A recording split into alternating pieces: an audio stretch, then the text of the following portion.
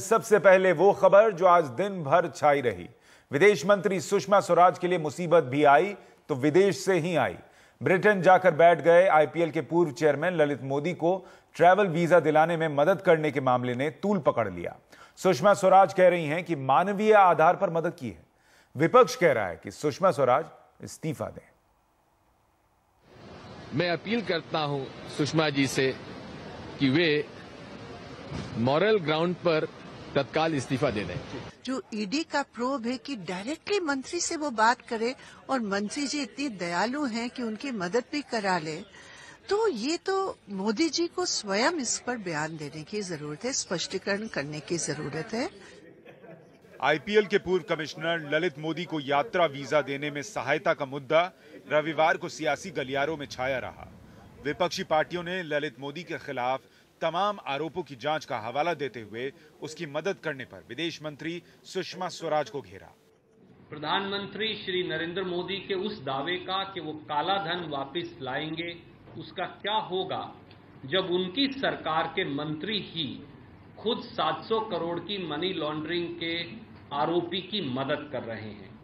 विदेश मंत्री पर लगे इन आरोपों के तुरंत बाद बीजेपी हाईकमान से लेकर केंद्र सरकार तक उनके समर्थन में खड़ी हो गई। बीजेपी अध्यक्ष अमित शाह से लेकर गृह मंत्री राजनाथ सिंह तक ने कहा कि सुषमा स्वराज ने जो किया वो मानवीय आधार पर बिल्कुल सही था। एक भारतीय ने सुषमा जी से अपनी पत्नी की कैंसर में के इलाज के लिए सहायता मांगी और सुषमा जी ने ब्रिटिश एमपी से इस तरह से बात की कि अगर ब्रिटेन के रूल परमिट करते हैं तो आप ये सहायता करिए। मुझे लगता है इसमें इतना हो हल्ला करने की जरूरत नहीं है। सुषमा जी ने जो कुछ भी किया है वह ठीक किया है और एक मानवीय संवेदना रखने वाले किसी भी व्यक्ति को यही करना चाहिए जो उन्होंने किया है। इस बीच सुषमा स्वराज ने भी ट्वीट कर अपनी सफाई पेश की। कहा कि ललित मोदी ने जुलाई 2014 में मुझसे बात की थी कि उनकी पत्नी को कैंसर है और उनकी सर्जरी 4 अगस्त को पुर्तगाल में होनी थी। हालांकि ये बातचीत पूरी तरह से मानवीय आधार पर थी। उन्होंने कहा था कि उन्हें कंसेंट पेपर साइन करने के लिए अस्पताल में मौजूद रहना होगा। मानवता के लिहाज से मैंने ब्रिटिश हाई कमिश्नर से कहा कि ब्रिटिश सरकार को अपने कानून के हिसाब से जांच करनी चाहिए। अगर ब्रिटिश सरकार उन्हें ट्रैवल डॉक्यूमेंट देने का फैसला करती है तो इससे भारत के साथ रिश्ते खराब नहीं होंगे। इस बीच सुषमा स्वराज ने प्रधानमंत्री मोदी से मिलकर भी इस बारे में अपना पक्ष रखा। बाद में ट्वीट किया और कहा कि ललित मोदी लंदन में थे, पत्नी के ऑपरेशन के बाद लंदन लौट आए। मैंने क्या बदल दिया? मैंने ललित मोदी को क्या फायदा पहुंचाया? यही कि वो कैंसर पीड़ित अपनी पत्नी के ऑपरेशन से जुड़े कागजात पर दस्तखत कर पाए। ललित मोदी के मसले पर विपक्ष के हमले के बीच सुषमा स्वराज को समाजवादी पार्टी की तरफ से कुछ राहत मिली। सुषमा जी ने अगर मानवीय आधार पर ललित मोदी को वीजा देने की बात कही तो इसमें कुछ भी गलत नहीं था। प्रवर्तन निदेशालय की जांच का सामना कर रहे ललित मोदी के सियासत में दोस्त भी हैं, दुश्मन भी, लेकिन उनकी मदद ने अब विदेश मंत्री सुषमा स्वराज के भी सियासी दोस्त और दुश्मन आमने सामने खड़े कर दिए हैं। ब्यूरो रिपोर्ट के साथ Akhilesh Sharma, NDTV India.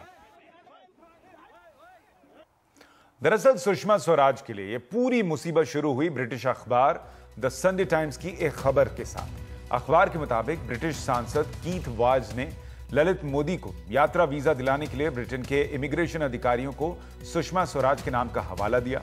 Report यह भी बताती है कि इसके 24 घंटे बाद ही मोदी को यात्रा वीजा मिल भी गया।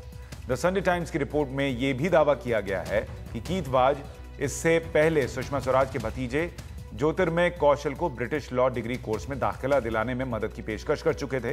हालांकि सुषमा स्वराज का कहना है कि उनके भतीजे को उनके मंत्री बनने से 1 साल पहले ही साधारण प्रक्रिया से दाखिला मिल चुका था। इस सारा विवाद सामने आने पर ही सुषमा स्वराज को ट्विटर पर अपनी सफाई देनी पड़ी और विपक्ष को हमले का मौका मिल गया।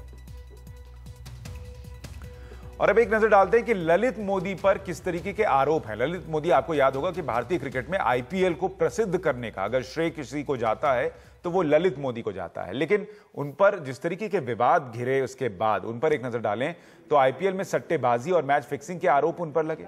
इसके बाद से वो प्रवर्तन निदेशालय से लेकर कई दूसरी भारतीय एजेंसियों की जांच के दायरे में है। उनका भारतीय पासपोर्ट रद्द हो चुका है और सन 2010 से वो ब्रिटेन में है और गिरफ्तारी के डर से भारत नहीं आ रहे हैं। हालांकि बाद में कोर्ट ने उनके पासपोर्ट को रद्द करने के फैसले को पलट दिया था, लेकिन अभी भी भारत में जो कानूनी प्रक्रिया है उसका वो सहयोग नहीं कर रहे। वो ब्रिटेन जाकर बैठे हैं और प्रवर्तन निदेशालय की जांच में भी मदद नहीं की है।